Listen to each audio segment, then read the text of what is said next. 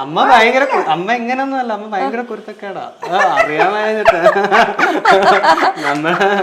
എനിക്ക് കുറച്ച് വികൃതി ഉണ്ടെന്നൊക്കെ ക്യാമറ ഓഫ് ചെയ്തിട്ട് പറയാം എന്തൊക്കെയാണ് കുരുത്തക്കേടെന്ന്. ഹായ് ഫ്രണ്ട്സ്, അപ്പോൾ ഇന്ന് എനിക്കൊപ്പം ഉള്ളത് ഒരു അമ്മയും അമ്മയുടെ മകനുമാണ്. അതല്ലെങ്കിൽ ഒരു മോഡലും ആ മോഡലിന്റെ മകനുമാണെന്ന് നമുക്ക് പറയാം. അതല്ലെങ്കിൽ ഒരു ഫാഷൻ ഡിസൈനറും പുള്ളിയുടെ മോഡലും ആണെന്നൊക്കെ പറയാം. അങ്ങനെ എനിക്കൊപ്പം ഉള്ളത് രമണി അമ്മയും രാജീവേട്ടനുമാണ്. രാജീവ് പിതാമരൻ, ഞാൻ Ramani Pithamaran. Welcome to the show. അഴകെ ആഴിക്കണ്ണാലെ തഴുകും അമ്പിളി കുഞ്ഞോളെ അരികിൽ ചേർന്നിരിക്കൂലേ നിലവേ മഴവിൽ ചന്തമേ എന്നുമെൻ സ്വന്തമേ കിളിയെ തത്തക്കിളിയെ കൊഞ്ചി പറന്നൻ കൂട്ടിലെ തൂലേ ചിന്നിച്ചിതറും കൊതിയാ. അപ്പൊ എന്തൊക്കെയുണ്ടോ അമ്മ വിശേഷം? പിന്നെ ഓണമൊക്കെ പറയൂ. ഓണമൊക്കെ ഇങ്ങനെ വന്നു ഇരിക്കുന്നു. പിന്നെ ഏത് കാര്യവും കുഞ്ഞു പറയുന്ന പോലെ ഞാൻ കേൾക്കുക. അതെ, അപ്പൊ അതിന്റെ ഒരു മൂഡിൽ അങ്ങനെ പൊക്കോണ്ടിരിക്കുക. മോഡലിംഗ് ജീവിതമൊക്കെ എങ്ങനെയുണ്ട്? ബുദ്ധിമുട്ടാണോ? കുഴപ്പമൊന്നുമില്ല, ഉഷാറാണ്. അതെ, സുന്ദരിയായിട്ടുണ്ട് കാണാൻ. നമ്മുടെ ഏറ്റവും ഹൈലൈറ്റ് നമ്മുടെ ചിരിയാ. ഞാൻ വരുന്ന വഴിക്ക് നമ്മുടെ വീഡിയോസ് ഒക്കെ കാണുമ്പോൾ ഞാൻ അതിൽ ഏറ്റവും കൂടുതൽ ശ്രദ്ധിച്ചത് അമ്മ ഭയങ്കര ലൗഡായിട്ട് പക്ഷേ അത് ഫുൾ ഭയങ്കര ഹാപ്പി ആയിട്ട് ചിരിക്കുന്നുണ്ട്. അത്രയും സന്തോഷവതിയാണോ? അതെ, ഹാപ്പിയാണ്. എപ്പോഴും പുള്ളിക്കാർക്ക് ചിരിക്കാൻ ഭയങ്കര ഇഷ്ടമാണ്. ചെറിയ ചെറിയ കാര്യങ്ങളൊക്കെ ആണെങ്കിലും ഹാപ്പി ആകും. ചെറിയ ഇപ്പം തന്നെ നമ്മൾ കുറച്ച് മുന്നേ കുറെ കിളികളും പരുന്തും ഒക്കെ പറഞ്ഞുകൊണ്ട് അങ്ങനത്തെ ചെറിയ കാര്യങ്ങളെല്ലാം പുള്ളിക്കാർ ഭയങ്കര ഹാപ്പിയാണ്. ചെറിയ കാര്യങ്ങളിൽ സന്തോഷം കണ്ടെത്തുക അത് ഭയങ്കര ഇമ്പോർട്ടന്റ് ആയിട്ടുള്ള കാര്യമാണ് ലൈഫിൽ. ഓക്കെ, അപ്പൊ എന്തൊക്കെയാണ് രാജീവേട്ട പുതിയ വിശേഷങ്ങൾ? ഓണമൊക്കെ എങ്ങനെ പോകുന്നു? ഓണം ഇങ്ങനെ പോകുന്നു. ഓണത്തിന്റെ പ്രിപ്പറേഷൻ നടക്കുന്നു. അങ്ങനെ അങ്ങനെ കാര്യങ്ങൾ പോകുന്നു. ഇപ്പോൾ ഒരു എക്സിബിഷൻ ഉണ്ടായിരുന്നു, അപ്പോൾ അത് ഇന്നലെ കഴിഞ്ഞു. അത് കഴിഞ്ഞു. പിന്നെ കുറച്ച് വർക്കുകൾ ഇങ്ങനെ ചെയ്തുകൊണ്ടിരിക്കുന്നു. ഓക്കെ, അമ്മയുടെ പുതിയ ഫോട്ടോഷൂട്ട് എന്ന് വരുമെന്ന് ആകാംക്ഷയോടെ കാത്തിരിക്കുന്ന കുറച്ച് പേരുണ്ടെന്ന് തോന്നുന്നു. കുറച്ചുപേര് ചോദിക്കാറുണ്ട്. അപ്പൊ എന്നാണ് ഞങ്ങൾക്ക് ഇനി അത് കാണാൻ പറ്റുക? അത് അറിയില്ല, ഇങ്ങനെ കുറച്ച് വർക്കിംഗ് പ്രോസസ്സിലാ. അപ്പൊ അത് ഉടനെ തന്നെ ഓക്കെ, നമുക്ക് ആദ്യം എന്തായാലും അമ്മ ഇങ്ങനെ മോഡലായി എന്ന് പറഞ്ഞതിനെ തുടങ്ങാം. കുറെ വട്ടം പറഞ്ഞിട്ടുണ്ടെന്ന് എനിക്കറിയാം, എന്നാലും ഒരിക്കൽ കൂടി ഇത് അറിയാത്തവർക്ക് വേണ്ടിയിട്ട് ഒന്ന് പറയാമോ? മോഡലിംഗ് ഞാൻ എൻ്റെ ബ്രാൻഡ് 2018 സ്റ്റാർട്ട് ചെയ്തത്. അപ്പോൾ ആ ടൈമിൽ ബേസിക്കലി ഞാനിങ്ങനെ സാരീസ് ചെയ്ത സമയത്ത് അമ്മയടുത്ത് ഇങ്ങനെ ചോദിച്ചു. അമ്മയ്ക്ക് ഇങ്ങനെ ഒരുങ്ങാനൊക്കെ ഭയങ്കര ഇഷ്ടമാണ്. അപ്പം ഞാൻ അമ്മയടുത്ത് ചോദിച്ചു, അമ്മയ്ക്ക് ഓക്കെ ആണോ, ചെയ്യാൻ പറ്റുമോ എന്ന് ചോദിച്ചപ്പോഴത്തേക്ക് അമ്മ പറഞ്ഞു ചെയ്യാമെന്ന് പറഞ്ഞു. അപ്പം അതെനിക്ക് പിന്നെ എനിക്ക് ആലോചിച്ചപ്പം ഈ പറഞ്ഞ പോലെ പ്രായമായിട്ടുള്ള ആൾക്കാർ ഉണ്ടല്ലോ, ഒത്തിരി പേരുണ്ട്. അപ്പം അവർക്ക് ചില സമയത്ത് അവർ എന്താ പറയുക ടുവേർഡ്സ് അവർ ആ പ്രായം സോറി ഒന്നുകൂടെ പറയാം. ഓക്കെ, അതായത് പ്രായമായിട്ടുള്ള ആൾക്കാർക്ക് ലൈഫിൽ ചിലപ്പോൾ ചെയ്യാനായിട്ട് എന്തെങ്കിലും ഉണ്ടാകും, പക്ഷെ അവർക്ക് അതിനുള്ള ഓപ്പർച്യൂണിറ്റീസ് ഒന്നും ഉണ്ടാവില്ല.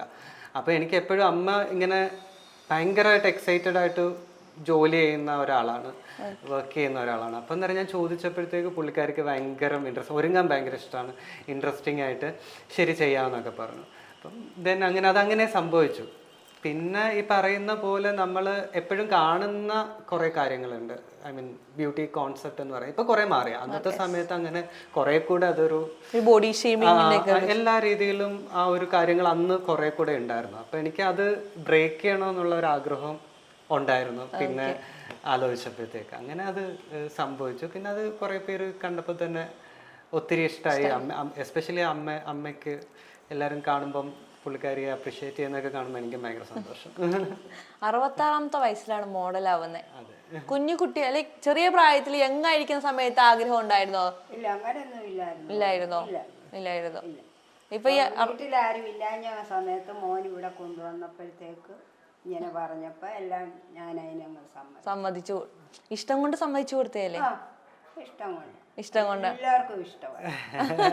എല്ലാവരും വന്നിട്ട് പറയാ നമ്മുടെ ഫോട്ടോ സൂപ്പറാ, ഡ്രസ്സ് സൂപ്പറാന്നൊക്കെ എല്ലാം പറയും. അപ്പൊ അമ്മ എന്ത് പറയും?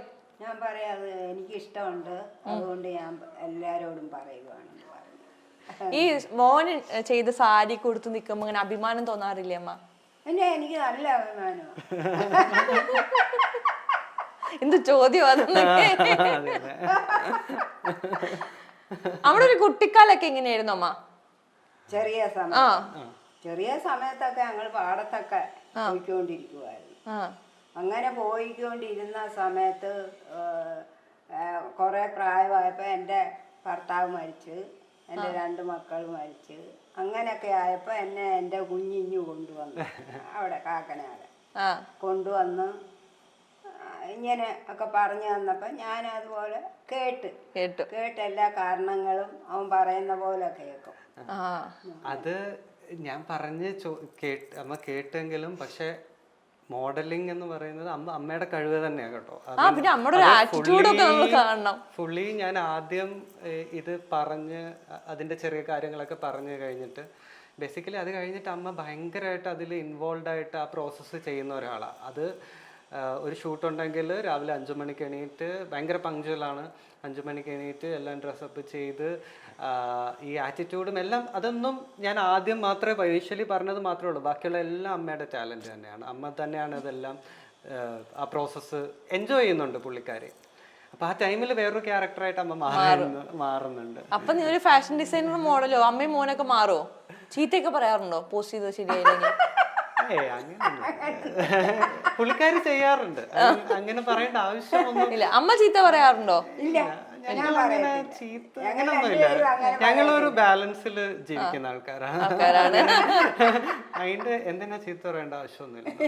രാജീവേട്ടൻ ഇന്റർവ്യൂല് പറയണ കേട്ടോ അമ്മ ഏറ്റവും അമ്മയേക്കാൾ ഉപരി നല്ലൊരു കൂട്ടുകാരിയാണ്. എക്സാക്ട്ലി, ഞങ്ങള് ഭയങ്കര ഫ്രണ്ട്സിനെ പോലെ. അമ്മ അങ്ങനെ ഫ്രണ്ട്സിനെ പോലെ തന്നെ. അങ്ങനെ അമ്മ എന്നുള്ള ഒരു ഇത് പോകത്തില്ല, എവിടെ പുമ്പളും പോവാ. ഇപ്പത്തെ അമ്മമാരെയൊക്കെ വല്ലാത്തൊരു പരിഭവം അത്. ഈ പ്രത്യേകിച്ച് ആ മക്കള് കൊണ്ടുപോകത്തില്ല, മിണ്ടത്തില്ല. ഇവിടെയാണെങ്കിൽ അതൊന്നും ഇല്ല. ഈ മുടിയൊക്കെ വളർത്തിയിട്ട് നടക്കണ കാണുമ്പോ ബുദ്ധിമുട്ടൊക്കെ ഉണ്ട്? മാലക്കിട്ട് നടക്കണ നേരത്തെ നല്ല മുടിയായിരുന്നു. ആണോ? ഈ ഉള്ളട കൊണ്ട് അതിന്റെ ആവശ്യമൊന്നുമില്ല. നമ്മള് പറയുന്ന അമ്മയ്ക്ക് ഭയങ്കര ഇഷ്ടമാണ് മുടിയൊക്കെ മൊട്ടടിച്ച് അയ്യോ ഭംഗിയില്ലേ? ഭംഗിയായിരുന്നു. ഇങ്ങനെ 4 വർഷം നല്ല മുടിയായിരുന്നു. ഉള്ളടക്കായി ഇങ്ങനെ പോയത് കൊച്ചിയുടെ വെള്ളത്തിന്റെ ആയിരിക്കും ചിലപ്പോ.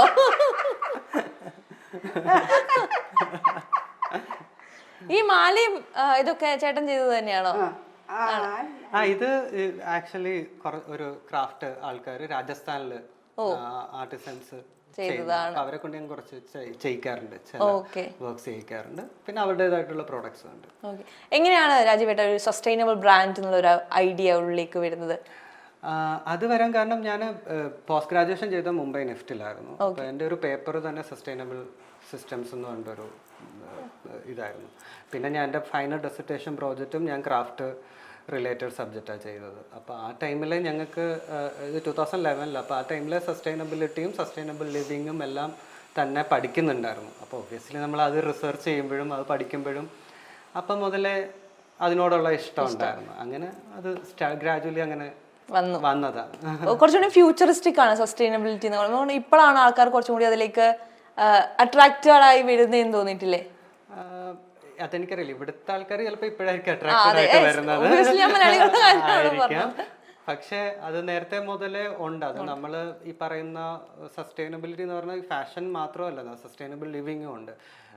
എൻവയോൺമെന്റിലും എല്ലാം നമ്മളത് ഇത് ചെയ്ത് അതിനെ പറ്റിയിട്ട് പഠിച്ച് നമ്മളത് പ്രാക്ടീസ് ചെയ്യുകയാണെങ്കിൽ മാത്രമേ, ഇപ്പം തന്നെ അറിയാലോ ഗ്ലോബൽ വാർമിങ്ങും ഇതും എല്ലാം വന്നുകൊണ്ടിരിക്കുക. അപ്പോൾ ആ കാര്യങ്ങളൊക്കെ നമ്മൾ ഓരോ ഇൻഡിവിജ്വലും അതിന് റെസ്പോൺസിബിളായിട്ട് പഠിച്ച് അതിന് വേണ്ടിയിട്ടുള്ള കാര്യങ്ങൾ ചെയ്താൽ മാത്രമേ ഒരു സസ്റ്റൈനബിൾ ലിവിങ്ങും അല്ലെ എൻവയോൺമെന്റ് ഫ്രണ്ട്ലി ആയിട്ട് നമുക്ക് ജീവിക്കാൻ പറ്റത്തുള്ളൂ. നമ്മൾ നമ്മുടെ ക്ലോത്തിങ്സ് ഒക്കെ സസ്റ്റൈനബിൾ രീതിയിലേക്ക് ആക്കുമ്പോൾ എങ്ങനെയാണ് അത് പോസിറ്റീവ്ലി ഇമ്പാക്ട് ചെയ്യുന്നതെന്ന് പറഞ്ഞു തരാം. അതിൻ്റെ സയന്റിഫിക്കാലിറ്റി എങ്ങനെയാണ്?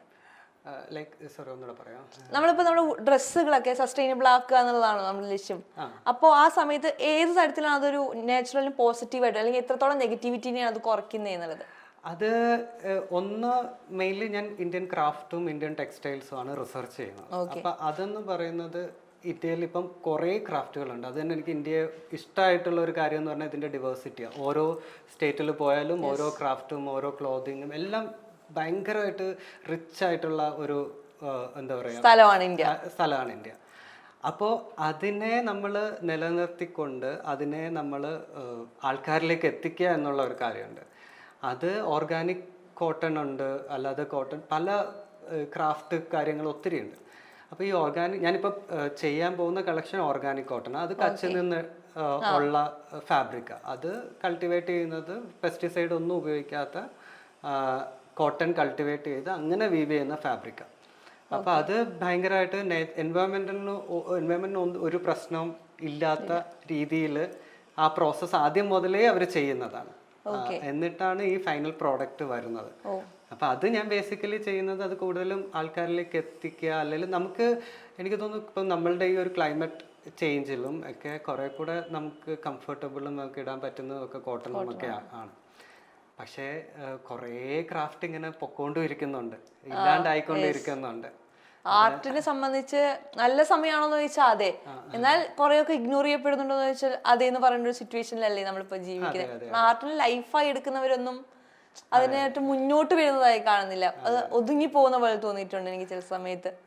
അങ്ങനെ ഇപ്പൊ ആർട്ട് പ്രാക്ടീസ് ചെയ്യുന്ന ആർട്ട് നമ്മള് പ്രാക്ടീസ് ചെയ്യുന്ന ഇപ്പൊ ഞാൻ സൈനോടൈപ്പ് എന്ന് പറയുന്ന ഒരു പ്രോസസ്സാണ് പ്രാക്ടീസ് ചെയ്യുന്നത്. ദെൻ ആർട്ടിനെ പറ്റി പറയുകയാണെങ്കിൽ it's different. I mean clothing different ആണ്. അത് നമ്മൾ ആ പ്രോസസ്സ് നമ്മളുടെ ആ പ്രസന്റിൽ നമ്മൾ എന്ത് ഫീൽ ചെയ്യുന്നോ അതിനെ പറ്റിയിട്ട് നമ്മൾ ഒരു മീഡിയ വെച്ച് നമ്മളത് എക്സ്പ്രസ് ചെയ്യാണ്. അപ്പം അത് ആണ് ഒരു ആർട്ടിസ്റ്റിൻ്റെ ഒരു പർപ്പസും, ഒരു ജീവിക്കുന്നതിലുള്ള ഒരു പർപ്പസും അത് തന്നെയാണ്. അത് പല രീതിയിലും നമുക്ക് എക്സ്പ്രസ് ചെയ്യാം. പൊളിറ്റിക്കലി നമുക്ക് അതിനെ എക്സ്പ്രസ് ചെയ്യാം, നമ്മുടെ വ്യൂസ് ഒക്കെ പ്രസന്റ് ചെയ്യാം. അത് നമ്മളെല്ലാം ഇപ്പം നമ്മൾ ചെയ്യുന്ന ഏത് ആർട്ടാണെങ്കിലും നമുക്കത് നമ്മളുടെ ഒരു സെൽഫ് ആ പൊളിറ്റിക്കലി നമ്മൾ എന്ത് തിങ്ക് ചെയ്യുന്നു എന്നുള്ള കാര്യം അതിലുണ്ടാവും. ഇപ്പോൾ ലാസ്റ്റ് ഞാൻ ചെയ്ത ഫോട്ടോഷൂട്ട് ആണെങ്കിൽ സെയിം ജെൻഡർ റിലേഷൻഷിപ്പിന് അതിനെ പറ്റിയിട്ട് എത്ര പേര് ഡിസ്കസ് ചെയ്യുന്നു എന്നുള്ള കാര്യം നമുക്കറിയത്തില്ല. ഭയങ്കര കുറവാണ്, അംഗീകരിക്കുന്നുള്ള കാര്യം ഒരു പ്രശ്നമുണ്ട്. അപ്പം അതൊക്കെ എന്താ പറയുക, അത് നമ്മൾ മനസ്സിലാക്കുന്നതും നമ്മുടെ ചുറ്റിലുള്ള ആൾക്കാരെ കാണുന്നതും അതിൽ നിന്ന് ഇൻസ്പയർ ആവുന്നതും ആയിട്ടുള്ള കാര്യമാണ്. അപ്പൊ അങ്ങനെയാണ് അത് എക്സ്പ്രസ് ചെയ്യേണ്ടതെന്ന് എനിക്ക് തോന്നുന്നത്. മോന്റെ ആർട്ടൊക്കെ കാണാറുണ്ടോ? വരയ്ക്കുന്ന ചിത്രങ്ങൾ അല്ലെങ്കിൽ എടുക്കുന്ന ഫോട്ടോസ് ഒക്കെ എല്ലാം കാണാറുണ്ട്. ഇഷ്ടമാണോ? ഇഷ്ടമാ. എന്തൊരു മടിയെന്ന് പറയാൻ ഇഷ്ടം. എല്ലാത്തിനും കുഴപ്പമൊന്നുമില്ല. ഈ ഫാഷൻ ഡിസൈൻ ഒക്കെ എടുത്ത് പഠിക്കുകയാണെന്നൊക്കെ പറഞ്ഞ സമയത്ത് അമ്മയ്ക്ക് എന്താ തോന്നിയത്? താല്പര്യം തോന്നിയായിരുന്നു? എന്നോട് അന്നൊക്കെ അമ്മയും എന്റെ അമ്മ എല്ലാരും ഉണ്ട്, തറവാട്ട് പോലെയാണ് താമസിക്കുന്നത്, എല്ലാരും ഉണ്ട്. പക്ഷെ എല്ലാം പഠിത്തം കഴിഞ്ഞപ്പോ എല്ലാരും പോയി. കുഞ്ഞിന്റെ പഠിത്തം കഴിഞ്ഞപ്പോ ആളുകളൊക്കെ പോയി, മരിച്ചു പോയി. അത് കാരണം അങ്ങനെ വന്നപ്പോഴത്തേക്ക് പിന്നെ ഞാൻ ഒറ്റയ്ക്കായ അവിടെ. ആളുകളുടെ മക്കളൊക്കെ ഉണ്ട്, പക്ഷെ എന്നാലും ഞാൻ ഒറ്റയ്ക്കായി. പിന്നെ അന്നേരം കുഞ്ഞെന്നെ വിളിച്ച് ഇവിടെ കാക്കനാട് കൊണ്ടുവന്നു. ആശുപത്രിയിലൊക്കെ പോയി. ആണോ? എന്തിനാ? ഓപ്പറേഷൻ ചെയ്യാൻ. അത് കഴിഞ്ഞിട്ടാണ് കാക്കനാട് എത്തുന്നത്? അല്ല, അങ്ങനെയാണ് ഷിഫ്റ്റ് ആവുന്നത്. ഓക്കെ. അങ്ങനായി എല്ലാം സംഗതികളെല്ലാം നടന്ന് ഓപ്പറേഷൻ എല്ലാം കഴിഞ്ഞു. കാക്കനാട് നിന്ന് വണ്ടാനത്ത് നിന്ന് ഇവിടെ കൊണ്ടുവന്ന് ലീസിയില് എല്ലാം കൊണ്ടുവന്ന് എല്ലാം റെഡിയാക്കി ഉഷാറായി അല്ലേ? കുറച്ച് ചെറിയ പ്രശ്നങ്ങൾ ഉണ്ടായാലും ഇപ്പൊ റെഡി ആയില്ലേ? അതെ, ശരിയാ. ഒരു പോയിന്റിൽ ഒരു ചോയ്സ് വന്നിട്ടുണ്ടോ ഇങ്ങനെ അമ്മയുടെ കൂടെ നിൽക്കണോ അതോ കരിയർ നോക്കി പോകുന്ന രീതിയിൽ ഒരു ചോയ്സ് വന്ന സിറ്റുവേഷൻ ഉണ്ടായിട്ടുണ്ട് ലൈഫിൽ? ചോയ്സ് അച്ഛൻ മരിച്ച സമയത്ത് എനിക്കത് പോണോ വേണ്ടയോ എന്നുള്ള ഒരു ഇത് ഉണ്ടായിരുന്നു. പക്ഷെ എനിക്ക് ആ ടൈമിൽ ഞാൻ ഭയങ്കര ക്ലിയർ ആയിരുന്നു, ഞാൻ അമ്മയോടെ നിൽക്കുള്ളൂ എന്നുള്ള കാര്യത്തിൽ ഒരു സംശയം ഉണ്ടായിരുന്നില്ല. ബിക്കോസ് നമുക്കൊരു ഓപ്ഷൻ വരുമല്ലോ, നമുക്കിത് പോണോ അല്ലെങ്കിൽ ഇവിടെ നിൽക്കണമെന്ന്. അതിൽ എനിക്ക് ക്ലാരിറ്റി ഉണ്ടായിരുന്നു, ഇവിടെ തന്നെ നിൽക്കണം, അമ്മയുടെ കൂടെ നിൽക്കണം എന്നുള്ള ഒരു ക്ലാരിറ്റി ഉണ്ടായിരുന്നു. അതിലെനിക്ക് സന്തോഷമുള്ളൂ. കാരണം എനിക്ക് തോന്നുന്നു ഞാൻ ഏറ്റവും നല്ല സമയം, ഏറ്റവും ഞാൻ എൻജോയ് ചെയ്യുന്ന സമയങ്ങൾ അമ്മയുടെ കൂടെ നിന്ന് ഞാൻ നിന്നതാണ്. അതാണ് എൻ്റെ ഏറ്റവും ഹാപ്പിയസ്റ്റ് മൊമെൻറ്റ്സും ഞങ്ങൾ സ്പെൻഡ് ചെയ്യുന്ന ഓരോ മൊമെൻറ്റ്സും എനിക്ക് അത്രയ്ക്ക് വാല്യുബിളാണ്. മോള് പറയും കുഞ്ഞിന്റെ പഠിത്തം എല്ലാം കഴിഞ്ഞപ്പോഴത്തേക്ക് ഞാൻ ഒറ്റയ്ക്കായി. ഒറ്റയ്ക്കായപ്പോഴാ ഇങ്ങനൊക്കെ സംഭവിച്ചിട്ട് പിന്നെ ഇങ്ങോട്ട് അവിടുന്ന് ഇവിടെ കൊണ്ടുവന്ന് എല്ലാം. ഞങ്ങൾക്ക് അവിടെ ഒരു നാട്ടു ഡോക്ടർ ഉണ്ട്. നാട്ടിൽ പോണം തോന്നാറുണ്ടോ ഇടയ്ക്ക് ആലപ്പുഴയിലെ? പിന്നെ കൂട്ടുകാരൊക്കെ ഉണ്ടോ അവിടെ? കൂട്ടുകാരും കുറച്ചു പേരൊക്കെ ഉണ്ട്. കുറച്ച് പേരൊക്കെ മടി പിടുത്ത പോലുള്ള എപ്പോഴും പണിയൊക്കെ ചെയ്യുന്ന ആൾക്കാരാ. പാടത്തൊക്കെ പോയി പണി ചെയ്യും. അന്ന് പാടത്തൊക്കെ പോകുമ്പോ വിചാരിച്ചിരുന്നു ഇവിടെ മോഡലൊക്കെ ആയിട്ട് ഇരിക്കുമെന്ന്. അത് നല്ലൊരു സമയമായിരുന്നു. ബേസിക്കലി എന്റെ കുട്ടിക്കാലത്ത് കൂടുതലും കുറച്ച് കൃഷിയൊക്കെ ഉണ്ടായിരുന്നു. അപ്പൊ എന്റെ കുട്ടിക്കാലത്തെ മെമ്മറി ഫുൾ പാടാണ്. പക്ഷെ ബ്യൂട്ടിഫുൾ മെമ്മറി ആയിരുന്നു ആ ടൈമിൽ. അത് ആ നാട് എനിക്ക് അങ്ങനെ കാണാൻ പറ്റിയത് പിന്നെ ഞങ്ങൾ കൊണ്ടുപോവുകയൊക്കെ ചെയ്യും. ചക്രം ചവിട്ടിക്കും എല്ലാ പണിയെടുപ്പിക്കായിരുന്നു. അങ്ങനെയല്ല, ഞാൻ ഭയങ്കരമായിട്ട് എൻജോയ് ചെയ്യായിരുന്നു. ഭയങ്കര എൻജോയ് ചെയ്ത പ്രോസസ്. ഒരു ചേച്ചി ഉണ്ടായിരുന്നു അല്ലേ? ചേച്ചിക്ക് ചേച്ചി മെന്റലി റിട്ടാർഡഡ് ആയിരുന്നു ബൈ ബർത്ത്. അങ്ങനെ പിന്നെ പുള്ളിക്കാരി മരിച്ചു. Okay sorry. അല്ല അമ്മ നേരത്തെ പറഞ്ഞപ്പോ ഞാൻ കേട്ടായിരുന്നു. അപ്പൊ എനിക്ക് കൺഫ്യൂഷൻ ആയത്, അതുകൊണ്ട് ചോദിച്ചതാ. പിന്നെ എന്താണ് അമ്മ വിശേഷങ്ങൾ? പിന്നെ ഈ ഈ മോള് കൂടാതെ വേറെ ഒരു കൊച്ചനും ഉണ്ടായിരുന്നു. ആണോ? അതിന് ഇവിടെ ഇങ്ങനൊരു ഇതുണ്ടായി. അത് ചെറുപ്പത്തിലെ മരിച്ച്. അത് കഴിഞ്ഞിട്ടാണ് എന്താ പറയാ ചേച്ചിയും ഇത് ഇങ്ങനെ മെന്റലി റിട്ടാർഡ്. അത് കഴിഞ്ഞാണ് എന്നെ അഡോപ്റ്റ് ചെയ്തത്. അപ്പൊ അതിൽ ഞാൻ ഭയങ്കര ലക്കിയാ അങ്ങനെ ഒരു കാര്യത്തിലും. എങ്ങനെയാണ് കൃത്യമായി ഇങ്ങനെ ഒരു മോനെ തെരഞ്ഞെടുക്കാൻ പറ്റിയത്? അത് എന്റെ ഭർത്താവ് എന്നോട് ചോദിക്കാതെ പോലും എന്റെ ഭർത്താവ് അങ്ങനെ ചെയ്തു. അപ്പൊ ഞാൻ സന്തോഷമായ കാര്യം. സെലക്ഷൻ മോശമായില്ല, സൂപ്പറാ. അതെ. ചേട്ടൻ എന്നാ അറിയുന്നത് ഈ അഡോപ്ഷന്റെ കാര്യമൊക്കെ? എപ്പോഴാ അറിയുന്നതൊക്കെ? ഞങ്ങൾ അന്നാരെയൊക്കെ പറഞ്ഞു. അത് ബേസിക്കലി ആദ്യം അറിഞ്ഞത് ഇങ്ങനെ നാട്ടില് ബുള്ളിങ് അങ്ങനെ വന്നിട്ടായിരുന്നു. പക്ഷെ എനിക്ക് അതിനകത്ത് വലിയ ഇതൊന്നും ഇല്ലായിരുന്നു. ബിക്കോസ് എനിക്ക് വീട്ടില് നല്ല സ്നേഹം കിട്ടുന്നുണ്ട്. പിന്നെ ഞാൻ എന്തിന് വീട്ടിൽ പറയുമ്പോഴും വീട്ടിലും ഇതൊക്കെ എനിക്കതില് ഇങ്ങനെ അങ്ങനെ ഒരു. പക്ഷെ അത് എല്ലാവർക്കും അങ്ങനെ ആയിക്കൊള്ളണമെന്നില്ല. പക്ഷെ എനിക്ക് അങ്ങനെ അഫക്ട് ചെയ്തിട്ടൊന്നും അങ്ങനെ ഒന്നും വിചാരിച്ചിട്ടൊന്നുമില്ല. അത്രയും സൂപ്പറായി നോക്കിയതുകൊണ്ടാ. അതെ അതെ. 2 മാസമായപ്പോ ഞങ്ങള് കിട്ടിയതാണ്. പൊന്നുപോലെ അമ്മേനെ നോക്കിയ പോലെ നോക്കുന്നുണ്ട്. ഇപ്പൊ ഞാനാണ് അമ്മേനെ നോക്കുന്നത്. അല്ല, അമ്മയെന്ന് പറയുന്നത് എപ്പോഴും പറയാ എന്റെ അമ്മയാണ് അമ്മ പറയും. അമ്മയുടെ അമ്മയാണെന്ന് തോന്നുവാണോ? കുഞ്ഞിനെ നോക്കുന്ന പോലെയാണോ നോക്കുന്നേ? ആണോ? ഭയങ്കര ലക്കിയാ.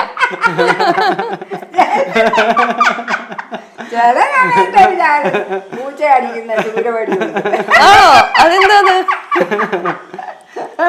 അമ്മ കുരുത്തക്കേട് കാണിക്കുമ്പോഴത്തേക്ക് അടിക്കാനായിട്ട്. അല്ലേ അമ്മ അങ്ങനെയൊക്കെ ചെയ്യോ? അമ്മ ഭയങ്കര അമ്മ ഇങ്ങനൊന്നും അല്ല, അമ്മ ഭയങ്കര കുരുത്തക്കേടാ. അറിയാമായിട്ട് എനിക്ക് കുറച്ച് വികൃതി ഉണ്ടെന്നൊക്കെ. ക്യാമറ ഓഫ് ചെയ്തിട്ട് പറയാം എന്തൊക്കെയാണ് കുരുത്തക്കേടെന്ന്. അതുകൊണ്ടാണോ എന്റെ അമ്മയാന്ന് പറയുന്നേ? അങ്ങനെ എന്റെ മനസ്സിൽ തോന്നുവാ. എന്റെ കുഞ്ഞ് എന്റെ അമ്മയാണെന്ന് തോന്നുവാ.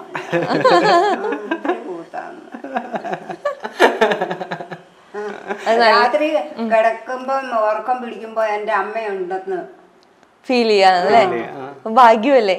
അതെ അതെ, ഞാനും അത് ഭാഗ്യമായിട്ട് കാണും. അങ്ങനെ നമ്മളെ വിചാരിക്കുന്ന അങ്ങനെ എന്റെ മനസ്സിൽ തോന്നുവാ എന്റെ അമ്മയാണെന്ന്. കല്യാണമൊക്കെ കഴിപ്പിക്കണ്ടേ?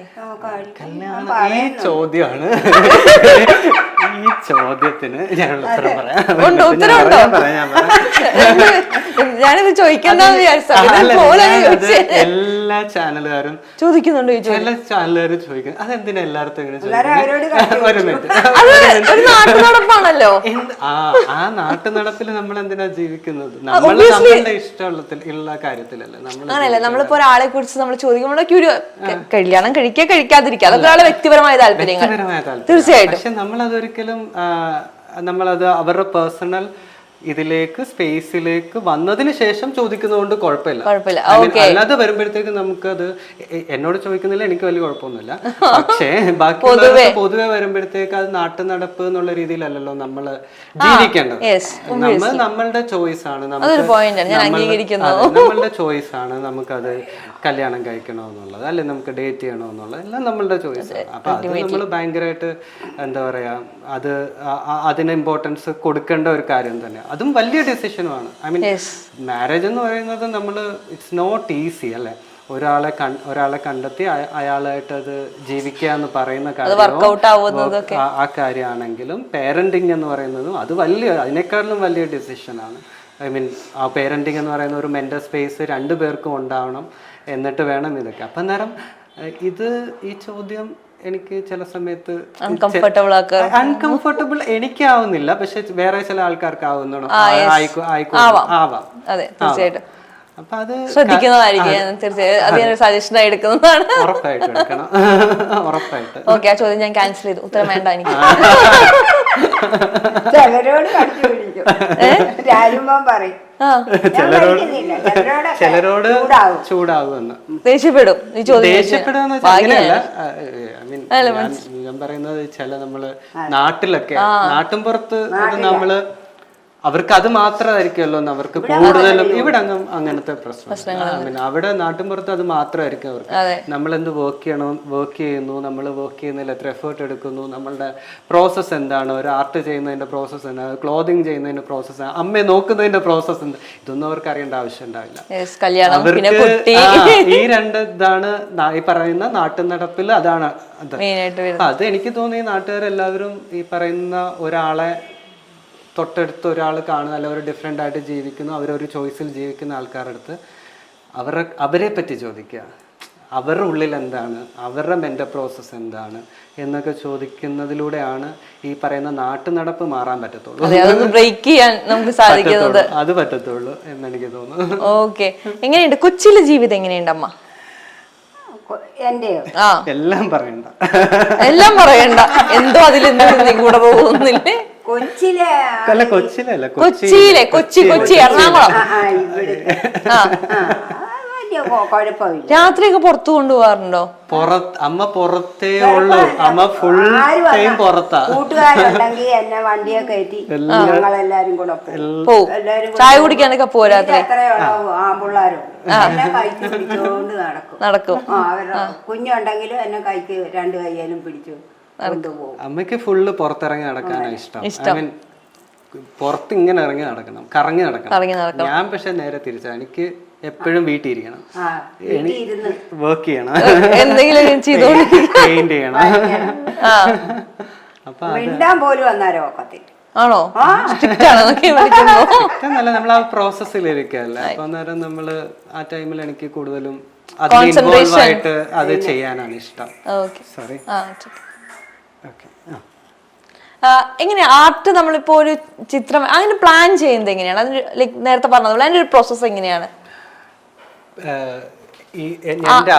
ചേട്ടൻ വരയ്ക്കുന്നത് ലൈക് ഞാൻ ഇൻസ്റ്റയിൽ കുറെ പിക്ചേഴ്സ് കണ്ടിട്ടുണ്ടായിരുന്നു, അപ്പൊ അതിന്റെ ബേസിസിലാണ് ഞാൻ ചോദിച്ചത്. പ്രോസസ്സ് ഞാൻ പ്രാക്ടീസ് ചെയ്യുന്ന സൈനോടൈപ്പ് എന്ന് പറയുന്ന ഒരു പ്രോസസ്, അതൊരു ഓൾട്ടർനേറ്റീവ് പ്രിന്റിംഗ് പ്രോസസ്സാണ്. അത് 1842 ഇൻവെന്റ് ചെയ്ത പ്രോസസ്സ്. സോറി. അപ്പോൾ അത് നമ്മളൊരു ഡാർക്ക് റൂം പ്രോസസ്സ് ചെയ്തിട്ട് നെക്സ്റ്റ് ഡേയിൽ നമ്മൾ ഈ സ്പെസിമെനൊക്കെ കളക്ട് ചെയ്തിട്ട് ദെൻ അത് ചെയ്യുന്നത് അതൊരു മാജിക്കൽ ഒരു പ്രോസസ്സാണ്.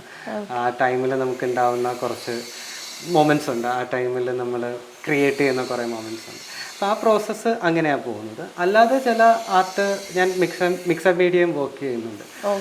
അപ്പം അതെന്ന് പറയുന്നത് നമ്മളുടെ പലപ്പോഴും നമ്മളുടെ മെമ്മറീസ് ഉണ്ട്. അത് നമ്മൾ എല്ലാവരും അതാണല്ലോ നമ്മൾ, അത് നല്ല മെമ്മറീസ് ആയിരിക്കാം അല്ലെ ചീത്ത മെമ്മറീസ്, എങ്ങനെ വേണേലോ. പക്ഷെ ഏത് ടൈം ആ ടൈമിൽ ഞാൻ എങ്ങനെയാണോ, അപ്പോൾ എനിക്ക് ഞാൻ ഒരു ഡാർക്ക് ഫേസിലായിരിക്കും അല്ലെ ഒരു ഹാപ്പി ഫേസിലായിരിക്കും.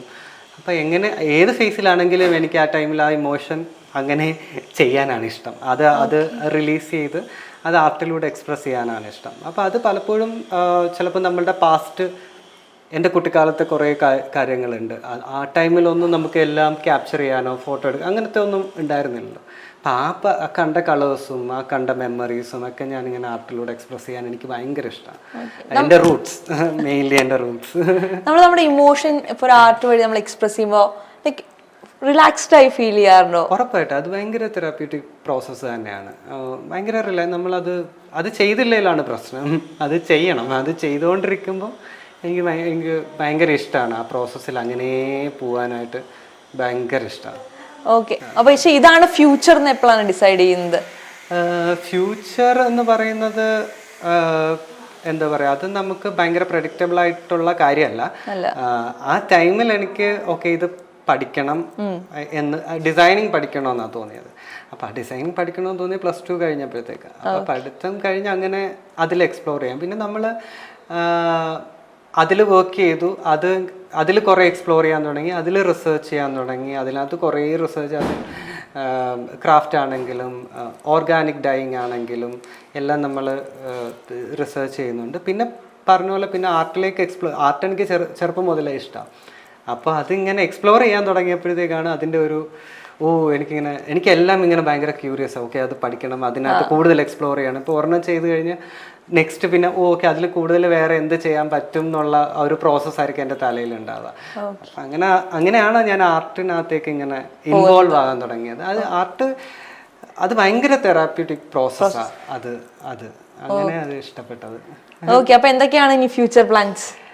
ഫ്യൂച്ചർ പ്ലാൻസ് എന്ന് പറയുന്നത് എങ്ങനെ പ്രൊഫഷണലി